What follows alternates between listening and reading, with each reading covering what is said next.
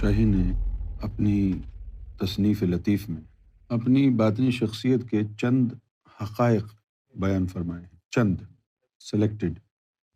19 سال کی عمر میں جسہ توفیق الہی ساتھ لگا دیا گیا۔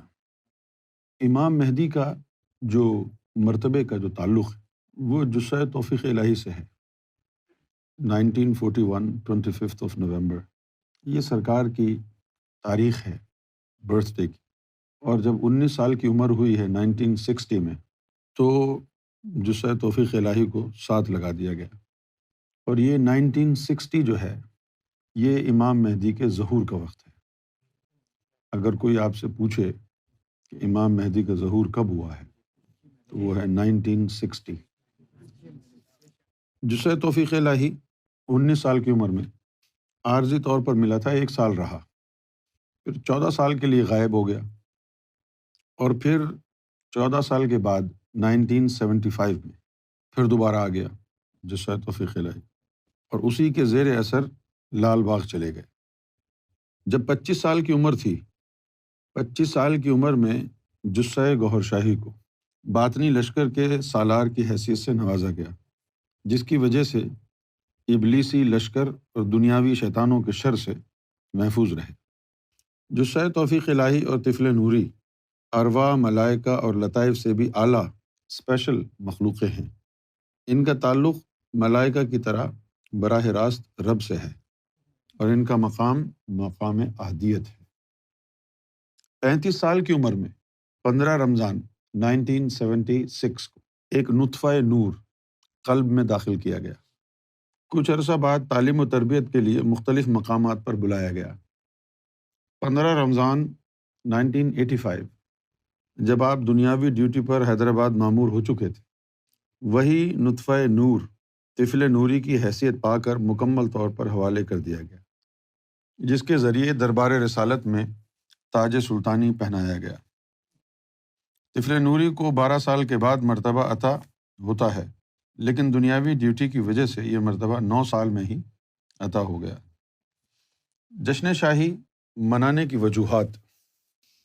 15 رمضان 1977 کو اللہ کی طرف سے خاص الہامات کا سلسلہ شروع ہوا۔ جب ہم کہتے ہیں نا سلسلہ، اس کا مطلب ہے ون آفٹر another، یعنی ایک کڑی شروع ہو گئی خاص الہامات کا۔ خاص الہامات کیا ہوتے ہیں؟ ایک الہام ہوتا ہے اور ایک خاص الہام ہوتا ہے۔ تو الہام کیا ہے؟ الہام یہ ہے کہ کوئی بات اللہ کی طرف سے بندے کے قلب کے اوپر اترے، اور قلب سے وہ سری، اور سری سے اخفاء پر آئے، اور اخفاء سے زبان پر آ جائے، یہ الہام ہے۔ لیکن یہ صرف الہام ہے۔ خاص الہام کیا ہے؟ اب یہ جو الہام ہے اس میں تو صرف آپ کی زبان سے کوئی کلام نکلتا ہے، لیکن جو خاص الہام ہوتا ہے اس میں نور کی تحریر آتی ہے۔ اب جیسے ایک بات یہ ہے کہ انبیاء کرام پر وحی آتی تھی، اور پھر وحی کے ساتھ ساتھ جبریل بھی آتے تھے، اور جبریل اس لیے آتے تھے کہ شیطان جو ہے کوئی گڑبڑ نہ کر دے۔ حالانکہ گڑبڑ کا امکان نہیں ہے، شیطان کی مداخلت کا امکان نہیں ہوتا جس طریقے سے وحی آتی، لیکن انسانوں کی فطرت کو دیکھتے ہوئے اور مختلف جو انبیاء پہلے گزرے ہیں جن کے پاس اندر کا سسٹم نہیں تھا، جن کو تعلیم جبریل ہی دیتے تھے، اندر کا سسٹم تو تھا نہیں، تو ان کو تعلیم جبریل ہی لا کے دیتے تھے۔ اب اس روایت کو برقرار بھی رکھنا تھا کیونکہ وہ کسوٹی بن گئی تھی۔ اگر حضور کے پاس جبریل نہ آتے تو لوگ کہتے انہوں نے اپنی طرف سے بنائی یہ بات۔ اصل وجہ یہ تھی۔ اب جو وحی آتی تھی وہ کیسے آتی تھی؟ وحی الہی جو ہے، اب قرآن مجید جو ہے تو تعلیم ہے، پوری کتاب ہے، تو یہ حضور کے قلب پر نوری حروف میں تحریر آتی تھی۔ اب اللہ نے جو نظام اس کا بنایا ہے وہ کیا ہے؟ فرض کیا کہ تحریر اللہ کی طرف سے نیچے آئی اور بیچ میں ہو گئی گڑبڑ، شیطان نے کچھ ملا دیا، اس کا بھی علاج باطنی تعلیم میں ہے۔ تو جب وہ تحریر اللہ کی طرف سے آئے گی براہ راست، تو وہ قلب کے اوپر آئے گی۔ قلب میں نور ہے، جو آمیزش شیطان کی طرف سے ہوگی قلب اس کو کاٹ دے گا۔ لیکن اگر تحریر زور آور ہے، قلب کا نور اسے کاٹ نہیں سکا، تو سری میں جائے گی، پھر وہ کاٹ دے گا۔ اگر وہ بھی نہیں کاٹ سکا، اخفا میں جائے گی، وہ کاٹ دے گا۔ اور اگر وہ بھی نہیں کاٹ سکا تو زبان روک لے گی۔ اسی حال میں وحی کے اندر آمیزش نہیں ہو سکتی، کیونکہ یہ نظام ہے نا۔ تو پھر جبریل کو کیوں بھیجا؟ صرف لوگوں کی سیٹسفیکشن کے لیے، تو لوگ یہ کہیں گے کہ ان کے پاس تو جبریل آیا ہی نہیں، باقی سب نبیوں کے پاس تو آیا تھا، اس لیے بھیجا۔ یہ طریقہ وحی کا ہے۔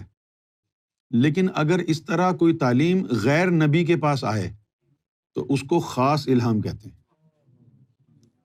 مجھے یاد ہے چیری ہل میں ہم تھے سرکار کے ساتھ امریکہ میں، تو ایک دن سرکار نے جو ہے ایک پرچہ اپنی جیب سے نکالا، اور اس پرچے کے اوپر سرکار نے عالم غیب کی تعلیم لکھی ہوئی۔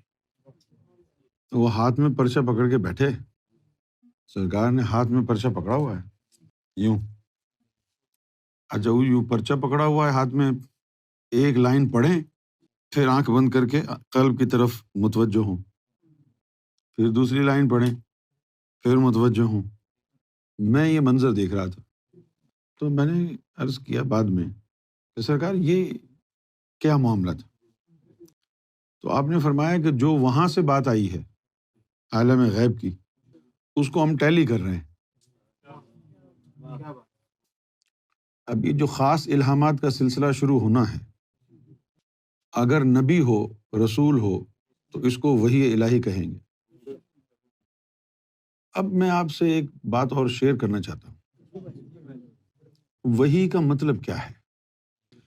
وحی جو ہے سریانی زبان کا لفظ ہے، اور اس کا مطلب ہے روح پیغامبر بن جائے، یعنی وہ کلام جو کوئی روح لے کے آئی ہے۔ وہ کلام کون سی روح لے کے آتی تھی؟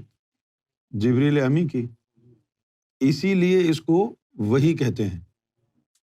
اگر یہ تحریر قلب پر آ جائے خود بغیر جبریل کے، تو اس کو خاص الہام کہتے ہیں۔ میں نے ایک دن سرکار سے پوچھا کہ سرکار یہ جو آپ مثال دیتے ہیں مرشد کے ساتھ مرغی کی، کیونکہ سرکار نے ہمیشہ جو ہے یہ مثال دی ہے کہ اگر کوئی انڈے کی خاصیت سے واقف نہ ہو، اگر اس کو کہو کہ یہ انڈا ہوا میں اڑے گا، چو چو کرے گا، تو تم کہو گے نہ اس کے پر ہیں نہ اس کی چونچ ہے، یہ کیسے چو چو کرے گا؟ فرمایا کہ یہ جو انڈا ہے اس میں ایک چوزا بند ہے، اس کو باہر نکالتے ہیں، پھر وہ چو چو کرتا ہے، اڑتا بھی ہے۔ پھر فرمایا کہ یہ انسان کے اندر بھی ایک انڈا ہے، اس کو بیضۂ ناسوتی کہتے ہیں۔ بیضہ جو ہے وہ فارسی زبان میں انڈے کو کہتے ہیں، بیضہ۔ بیضۂ ناسوتی ہمارے اس قلب کو کہتے ہیں، اور وہ جو مرغی کا انڈا ہے اس کو صرف بیضہ کہتے ہیں۔ فرمایا کہ انڈے کے اندر ایک چوزا بند ہے، اور ہمارا جو قلب ہے اس کے اندر ایک فرشتہ بند ہے۔ انڈے میں سے چوزا نکالنے کے لیے مرغی چاہیے، اور قلب میں سے فرشتہ نکالنے کے لیے مرشد چاہیے۔ مرغی کیا کرے گی؟ وہ انڈے کے حساب سے اس کو گرمی پہنچائے گی۔ مرشد کیا کرے گا؟ تیرے سینے کے حساب سے تجھے نور کی گرمی پہنچائے گا۔ انڈے کے اوپر 3 جالے ہیں، گرمی سے پھٹ جائیں گے۔ تیرے دل کے اوپر 1,80,000 جالے ہیں، مرشد کی نظر سے پھٹ جائیں گے۔ یہ انڈا پھٹے گا تو اس میں سے ایک چوزا نکلے گا، اور یہ جو دل پھٹے گا اس میں سے ایک فرشتہ نکلے گا۔ یہ جو چوزا نکلے گا کوئی اس کو سکھائے گا نہیں، بغیر سکھائے چو چو کرے گا۔ کیوں؟ کہ چو چو اس کی فطرت ہے۔ وہ جو فرشتہ دل میں سے نکلے گا اس کو کوئی سکھائے گا نہیں، وہ اللہ اللہ کرے گا، کیونکہ اللہ اس کی فطرت ہے۔ تو میں نے عرض کیا کہ سرکار یہ مثال جو ہو بہو آپ دیتے ہیں یہ مثال پہلے نہیں سنی، بہت مسکرائے۔ فرمایا کہ یہ حضور صلی اللہ علیہ وسلم کی مثال ہے، آپ دیا کرتے تھے۔ یہ وہ مثال ہے جو خود نبی پاک صلی اللہ علیہ وسلم دیا کرتے تھے۔ یہ جو خاص الہام کا سلسلہ شروع ہوا، خاص الہام سے مراد ہوتی ہے تعلیم اوپر سے آنا۔ تو یہی وہ بات ہے جو امام جعفر صادق نے کہی تھی، کتاب جدید۔ وقال علیہ الصلاۃ والسلام اذا خرج بامر جدید، وہ نیا حکم لے کے آئیں گے، بامر جدید وکتاب جدید وسنت جدیدہ وقضاء جدید علی العرب شدید۔ یہ جو خاص الہامات کا جو سلسلہ ہوتا ہے، یہ تعلیم پر مبنی ہوتا ہے، اس لیے نوری تحریر میں آتا ہے۔ اب جو نوری تحریر ہوتی ہے، جس کے پاس آتا ہے اس کی زبان میں وہ تحریر ہوتی ہے۔ اس کی زبان میں کیوں ہوتی ہے؟ اس کے لیے ہوتی ہے، کسی اور کی زبان میں کیوں دے گا اللہ اس کو؟ وہ کلام جب بلے شاہ کے پاس اترا، آپ یقین کریں وہ پنجابی کا قرآن ہو گیا۔ جب میاں محمد بخش کے اوپر اترا تو وہ قرآن کی آیتیں ہو گئیں۔ شاہ عبد اللطیف بٹھائی پہ اترا تو وہ سندھی کا قرآن ہو گیا۔ اور جب وہ فارسی میں اترا کسی کے دل پہ تو مولانا روم نے کیا کہا معلوم؟ مثنوی معنوی مولوی ہست قرآن در زبان پہلوی۔ یہ جو مولانا روم نے مثنوی لکھی ہے نا، ہست قرآن، یہ قرآن ہے در زبان پہلوی، فارسی زبان کا۔ اب جیسے ہم اس آیت کا ترجمہ کیا کرتے ہیں، لوگ پتہ نہیں کیا کرتے ہیں، لیکن ہم کو جو دکھایا گیا وہ کیا تھا؟ وَمَن يُؤْمِن بِاللَّهِ، اور اللہ جس کو مومن بنانا چاہے، یہ اس کا ترجمہ۔ یہدی قلبہ، تو اس کے قلب کو ہدایت دیتا ہے۔ تو خاص الہامات سے مراد ہوتی ہے تعلیم۔ اس کا سلسلہ 15 رمضان المبارک سے شروع ہوا، رادیہ مردیہ کا وعدہ ہوا۔ اب یہاں ایک باریک نقطہ ہے جو آپ کو سمجھنا ہے۔ اس نقطے کو نہ سمجھ کر لاکھوں لوگ گمراہ ہو جاتے اور لاکھوں لوگوں کے ذہن کنفیوز ہو جاتے۔ وہ نقطہ کیا ہے؟ کوئی کہتا ہے کہ اے خواجہ، اے داتا، مجھے اولاد دے دے، اے قلندر مجھے اولاد دے دے۔ تو جو ولیوں سے عقیدت رکھتے ہیں وہ تو مانتے ہیں ان بات کو، لیکن جو دیوبندی ٹائپ ہوتے ہیں وہ کہتے ہیں یہ شرک ہو گیا۔ اچھا، اب اگر آپ اس بات کو قرآن و حدیث کی روشنی میں پرکھیں گے تو بھی آپ کو شرک نظر آئے گا۔ ولیوں نے اس راز سے پردہ نہیں اٹھایا۔ کیوں نہیں اٹھایا؟ اس لیے نہیں اٹھایا کہ یار مجھے اللہ نے 150-200 آدمیوں کو ذاکر قلبی بنانے کا حکم دیا ہے، ان 150-200 آدمیوں کو روحانیت پہ لگا کے میں نکلوں یہاں سے۔ اگر میں نے کوئی ایسی بات کھول دی جو عوام میں پھیل گئی، لوگوں نے نہیں مانی، تو میرے اوپر جو 150 آدمیوں کو ذاکر قلبی بنانے کی ذمہ داری اللہ نے لگائی ہے وہ کیسے پوری ہوگی؟ اس لیے انہوں نے خیر و عافیت اسی بات میں سمجھی کہ چپکے لوگوں کو روحانیت سکھا دو، یہ پوری قرآن کی تشریح کر کے اپنے اوپر عذاب نہ لو۔ آج سے 20 سال پہلے میں نے بھی سوچا کہ میں قرآن مجید کی باطنی تشریح لکھ دوں، اور میرے لیے یہ کوئی مشکل کام نہیں تھا۔ غیبت کے بعد میں A4 سائز کے 30 پیجز روزانہ لکھ کے گورشاہی.com پہ لگاتا تھا۔ کوئی مشکل کام نہیں تھا، شروع بھی کیا میں نے، لیکن مجھے پھر اوپر سے آواز آئی کہ جب سپرد قلم کر دو گے تم یہ، تو اس کی جو فقہ تمہارے پاس ہے وہ لفظوں کے ذریعے لوگوں تک تو نہیں جائے گی۔ اس کی جو فقہ انڈرسٹینڈنگ ہے، جس طرح تم اس کو سمجھ رہے ہو، وہ جب تم کتاب کے حوالے کر دو گے یہ کلام، تو اس کتاب میں تو یہ طاقت نہیں ہوگی کہ وہ اس کی انڈرسٹینڈنگ بھی پڑھنے والے کو دے دے۔ لہٰذا اپنے تئیں جو کچھ ہو سکتا ہے زبانی کلامی کر لو، ورنہ قرآن مجید میں بار بار اللہ تعالیٰ نے فرمایا ہے کہ اللہ نے کچھ آیتیں ایسی فرمائی ہیں جن کو اللہ نے نام دیا ہے آیت مبینات۔ وہ جو آیات ہیں مبینات، یہ خاص آیات ہیں، یہ روشن ووشن نہیں ہیں، وہ خاص آیات ہیں۔ مبینات کن چیزوں کو کہتے ہیں؟ جیسے ہے علم البیان، مولویوں نے اس کو رکھ دیا ہے بولنے کا سلیقہ، بیان کرنے کا طریقہ، لیکن وہ زبان تو، وہ بیان والی تو بات ہی نہیں ہے اس میں۔ علم البیان کسی اور چیز کو کہتے ہیں، یعنی بینات سے نکلی ہے۔ آیات مبینات وہ ہوتی ہیں کہ جس کی گواہی آپ کا خود دل دیتا ہے کہ یہی مطلب ہے اس کا جو تم سمجھ رہے ہو، وہ آیتیں بولتی ہیں۔ تھوڑا تھوڑا ہم لوگوں کے سامنے وقتاً فوقتاً ان آیتوں میں سے وہ چیزیں نکال کے لوگوں کو شیئر کرتے رہتے، لیکن ساری نہیں کرتے، جتنی جتنی ضرورت ہے۔ اس کی وجہ کیا ہے؟ اس کی وجہ یہ ہے کہ کچھ جو ہیں قرآن کی آیات، جس طرح فرض دو قسم کا ہوتا ہے، ایک ہوتا ہے فرض وقتی اور ایک ہوتا ہے فرض دائمی۔